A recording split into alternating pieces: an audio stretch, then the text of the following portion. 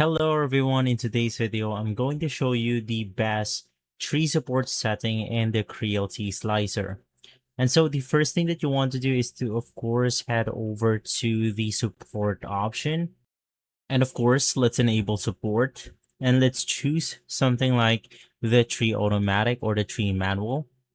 And basically from here, we are now free to edit our options.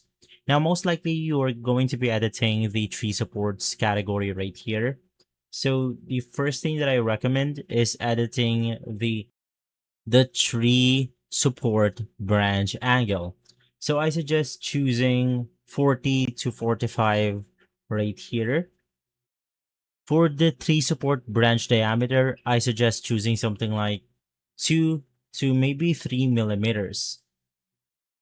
And for the top Z distance, you want to use 0.2. And for something like the infill pattern or the infill density, I suggest choosing something like 60 and 80%. And if you have enabled the support interface, you could just simply turn that on. And basically from there, you are good to go. So you could also do something like the on build plate only.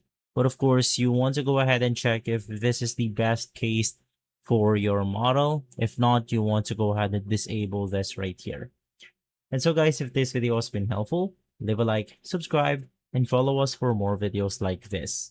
Thanks for watching.